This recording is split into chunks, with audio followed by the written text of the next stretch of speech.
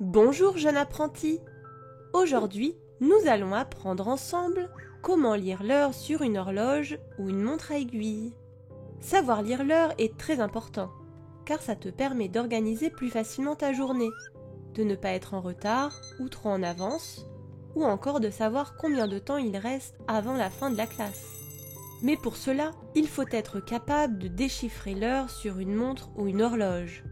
Allez viens, je t'apprends. Pour commencer, une montre ou une horloge est composée d'un cadran, souvent de forme ronde, découpé en 12 parties égales. Ces 12 portions correspondent aux 12 heures qui constituent une demi-journée. De minuit jusqu'à midi pour la matinée et de midi jusqu'à minuit pour l'après-midi. Ce qui fait 24 heures en tout dans une journée, soit 2 fois le tour du cadran. On trouve ensuite 2 aiguilles, une petite et une grande. La petite aiguille indique les heures, de 0 à 12, alors que la grande indique les minutes, de 0 à 60. Voyons d'abord comment lire la petite aiguille, ici la rouge, qui indique les heures. En une heure, la petite aiguille se déplace sur une portion. Il lui faut donc 12 heures pour faire un tour complet du cadran.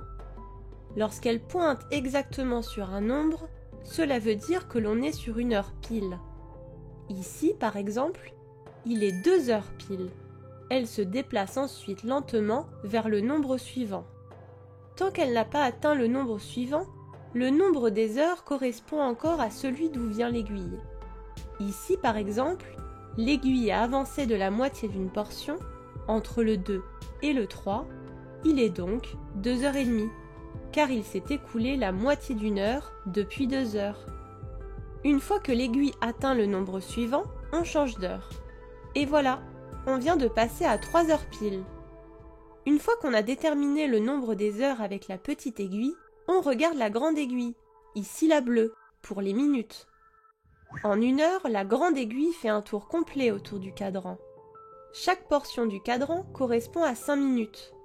On a donc ici 0 minutes, puis 5 minutes, 10, 15, 20, 25, 30, 35, 40, 45, 50 et 55 minutes. Par exemple, ici, la petite aiguille pointe entre le 7 et le 8 et la grande aiguille sur le 10. Il est donc 7h10. Lorsque la grande aiguille des minutes pointe sur 15 minutes, on peut également dire écart au lieu de 15. Et lorsqu'elle pointe sur 30 minutes, on peut dire et demi au lieu de 30. Par exemple, ici, la petite aiguille est entre le 3 et le 4 et la grande aiguille sur 15. Il est donc 3h15 ou encore 3h15. Voyons un nouvel exemple. Es-tu capable de me dire quelle heure il est sur cette horloge ?